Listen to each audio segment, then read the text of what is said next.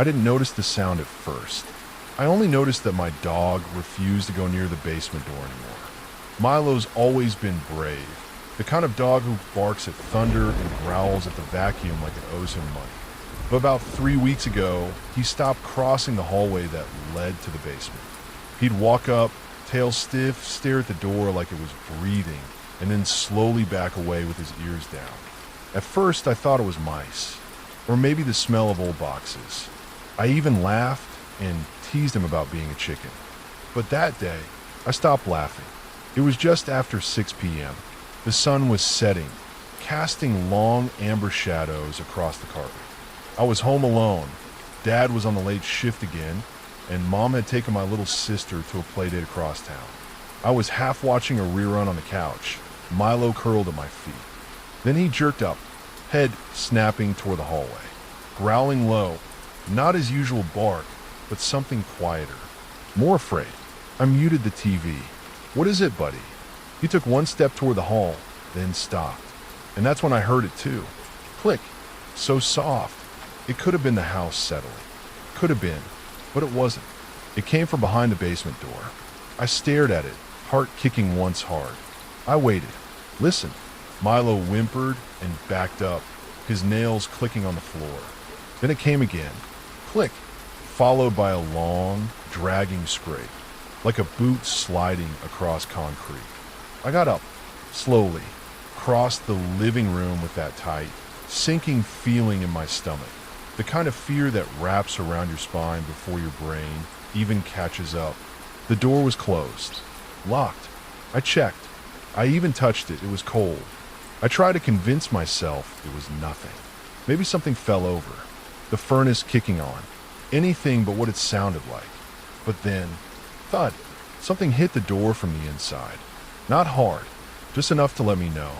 Whatever was in the basement wasn't something. It was someone. I stared, frozen. Milo was gone. I looked back and realized he'd slipped into the kitchen and was hiding under the table. Then the voice. It didn't whisper. It didn't scream. It spoke. Daniel. It knew my name. I stumbled back so fast I tripped over the hallway rug.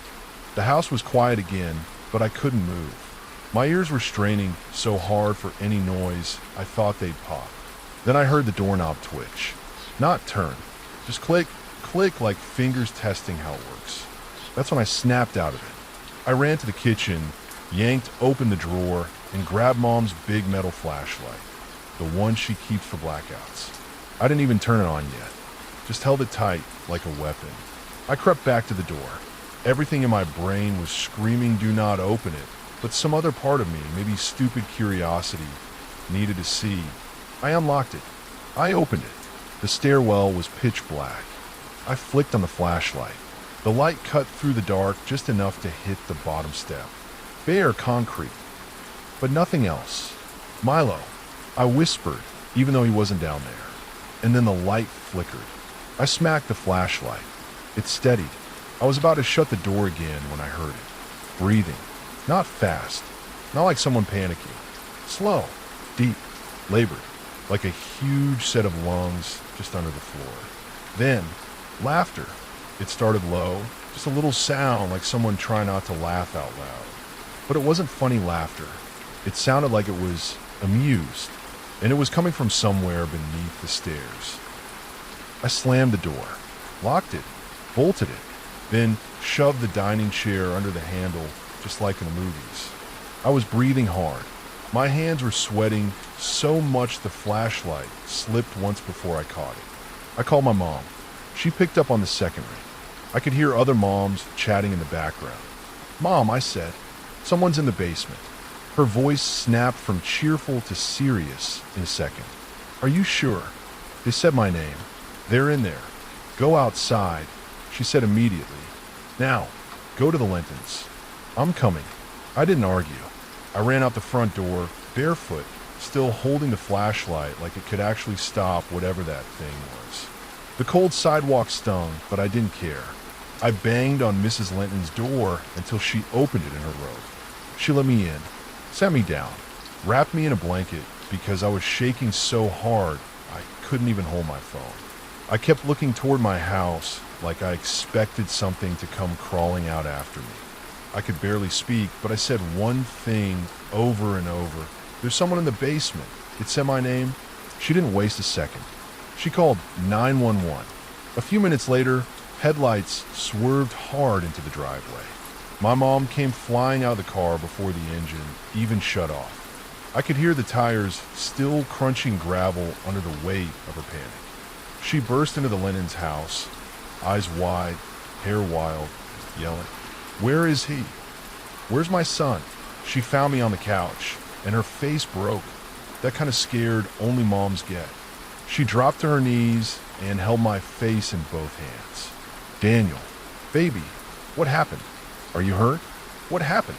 I tried to explain about the clicks, the dragging sound, the voice. The voice said my name, Mom. It was right behind the door. I swear. Before she could respond, another car pulled up. This time it was Dad. He left work the second Mom called, still wearing his scrubs. Still had his hospital ID clipped to his chest. He looked more shaken than I'd ever seen him. "What is going on?" he asked, rushing to us. He heard something Mom said. "In the basement. He says someone's in there."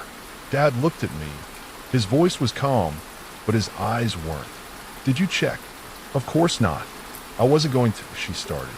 The cops showed up before they could argue. 3 officers. One took my statement, though I barely got through it without stuttering, while the other 2 went straight to our house. We followed, all 4 of us, walking back across the lawn. I didn't want to go near the house, but Dad stayed beside me, one hand tied on my shoulder. The officers went down into the basement with flashlights. They were gone for a while. When they came back up, one of them rubbed his face like he was trying to erase what he'd seen, even though he hadn't seen much.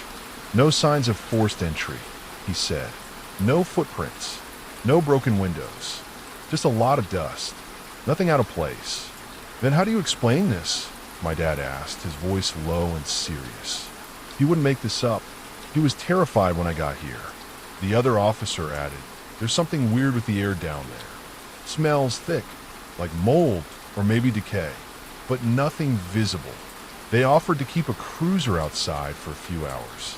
Said it was probably just the furnace or the water pipes or a kid's imagination in a creaky house. We didn't sleep in our rooms that night. Mom insisted I sleep on the mattress beside their bed, like when I was little. Milo curled up next to me, finally out from under the kitchen table, but still flinching at every creak in the floor. The hallway light stayed on.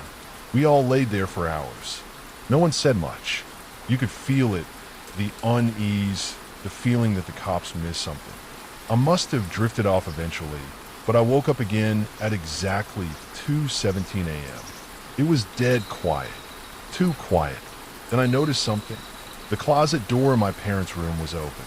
Just a little. That door is always shut. Mom hates when it's left open, even during the day. I sat up slowly. The blanket fell off me, and I reached for Milo. He was stiff, ears perked, eyes locked on the closet like he was watching something inside it. "Dad," I whispered. No answer. He was asleep, one arm draped across his forehead. I looked back at the closet. Something moved. Just a faint shift in the dark. A shape against the darker shape. And then, a sound. Not a whisper. Not breathing. It spoke.